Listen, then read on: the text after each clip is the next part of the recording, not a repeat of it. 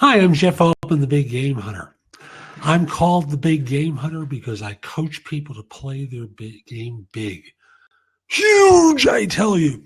And it's a time where I like to spend a few minutes, connecting with people, do some coaching, answer some questions that shy people send me, see if anyone shows up to chat live because I like to coach live. It's more challenging. I'm also able to see someone and get a sense of how they're responding instead of working in the abyss. So, Monday through Friday at noon Eastern on blab.im. Look for Jeff Altman, the Big Game Hunters, no BS coaching advice. And I'm available to answer questions from job hunters, from people who have career questions, small and medium-sized business owners, solopreneurs, questions about how to make your business really rise to the top and how to play your game big. So far, no one has arrived, and thus I'll start off with Q&A. Actually, instead of doing that, I'll talk about an awful resume I saw today.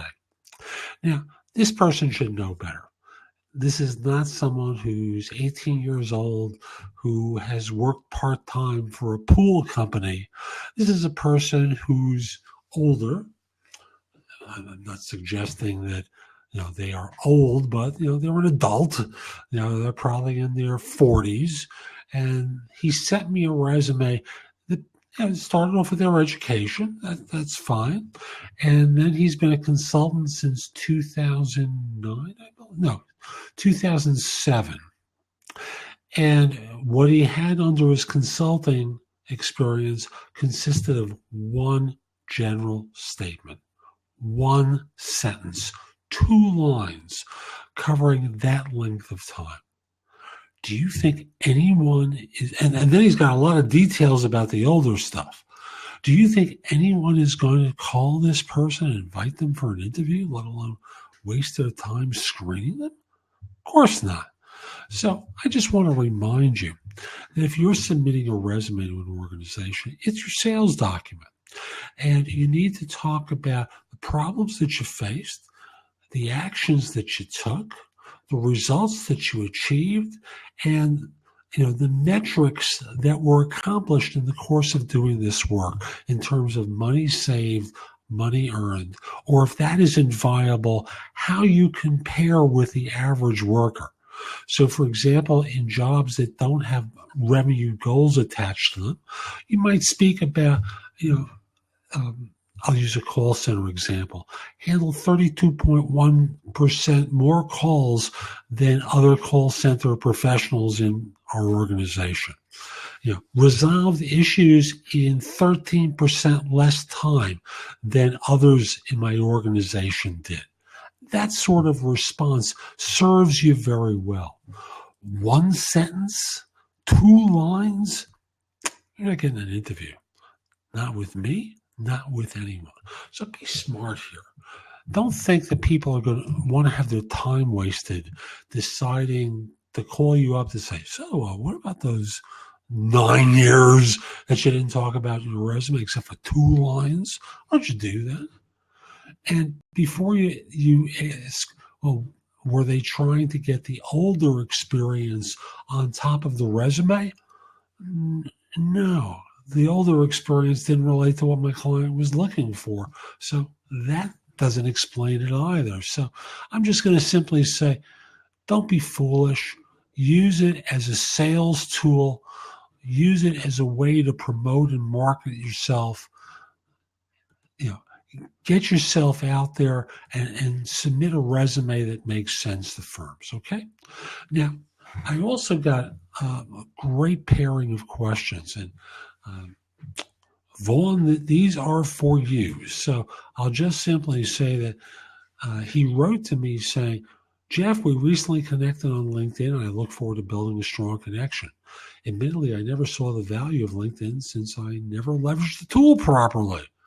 Well, that's a mistake. I was member 7563 of LinkedIn. I spotted it pretty clearly what it could become, and it's far exceeded what I expected. but it is a terrific tool. But I digress. Question number 1.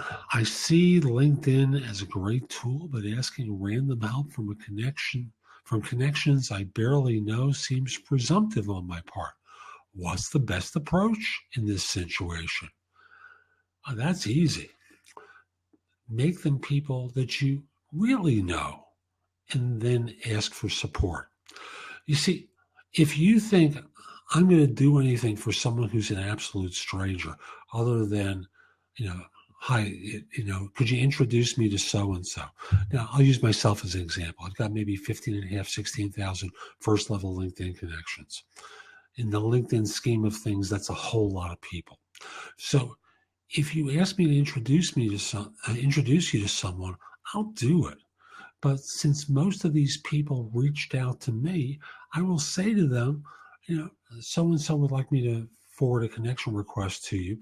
I don't know them personally, so caveat emptor, but I hope you find the introduction helpful. So very simply, it is presumptive or presumptuous to make such a request. Thus, what you try to do is develop relationship. You introduce yourself, you do things that you're trying to help them, so it spawns reciprocity. Yes, sometimes you wind up talking to someone who at best would be considered a mooch, but that's what you have to do in order to develop a relationship. You have to extend yourself first in order to ensure that they know, like, and trust you. So you may post to LinkedIn groups. You may write for the blogging platform and share it with all the people that you're connected with, asking for feedback. Things along those lines, so that this way you're doing things to foster relationship.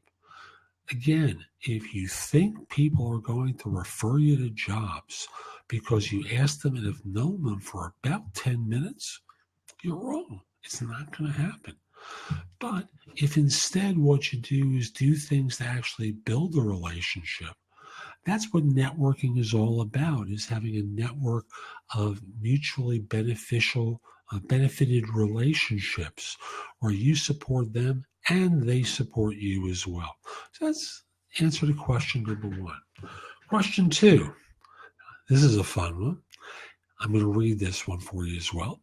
If seeking a position out of state, what's your general opinion on how to submit your resume and not get instantly scrubbed by the applicant tracking system? After all, if the resume address does not match prospective position's location, relocation is not an issue, and I'm purposefully seeking positions in multiple states to increase my options.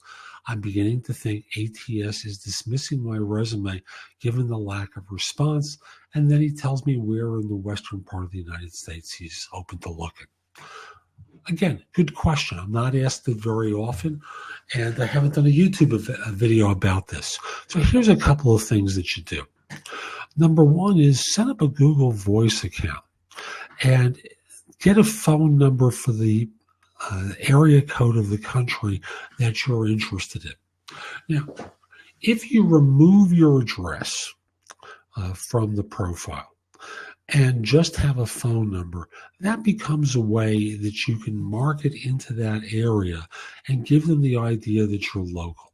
So that this way, when they call you, they're going to have, I'll use an example from New York. They'll see a 646 number or a 718 or a 212 number, believe that you're local to the area, and feel like they should call you. Nice technique, very simple.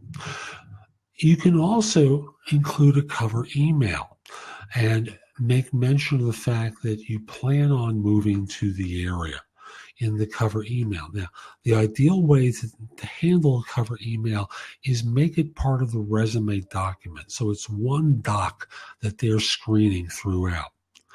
And thus, what you're able to do is give them something that mentions that specific part of the country. So I'm going to be moving to Las Vegas in April 2016, I'm looking for an organization. You get the idea.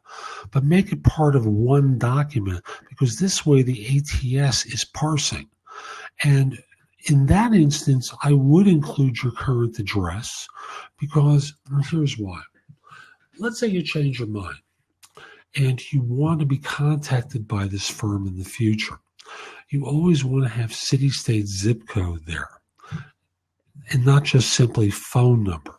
Why? Because when they do geographic searches, they use zip code as the criteria. They don't use area code.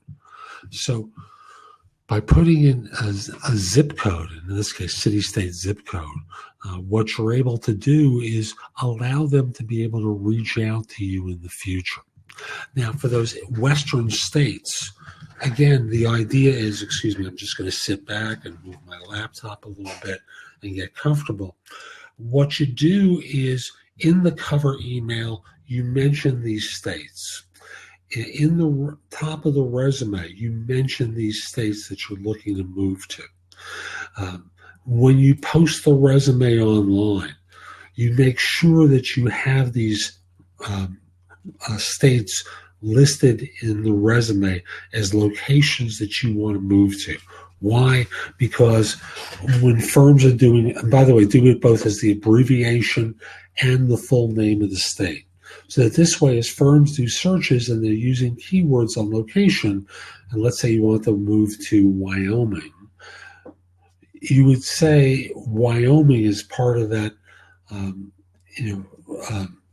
initial cover letter that's at the beginning of your resume, so that in this way the keyword pops up of Wyoming, and they'll be able to see that that's where you're interested in moving to. So little things that you can do. Now, I must in all candor say, why in God's name are you submitting to an applicant tracking system escapes me. The thing that you use LinkedIn for is finding the hiring manager for these jobs, so that this way you contact an actual decision maker instead of a machine that's there to screen you out. You might, and if it's a large organization, and I'm going to use accounting as an example, you look for people who, I'll use Sarbanes-Oxley as an example, who have Sarbanes-Oxley as part of their current job description at that firm, and the alternative is SOX, S-O-X. So you go to LinkedIn Advanced Search, not just simply the search box, but the advanced search on top of the page, and click there and look for people by title. You'll notice in the center there's numbers of years of experience, manager, what have you. And you could enter a zip code for that firm, the company name as well, manager, for example, and from there, reach out to that person by telephone and simply say, I understand your firm was trying to hire someone with such and such background. Are you the hiring manager? Because I'm interested in submitting my resume. And frankly, I have a religious aversion to applying for a job through an applicant tracking system. Is that you or someone else in your organization? So that's how you play it very simply. You do things to promote yourself and get your data out there directly to hiring managers, not through the applicant tracking system.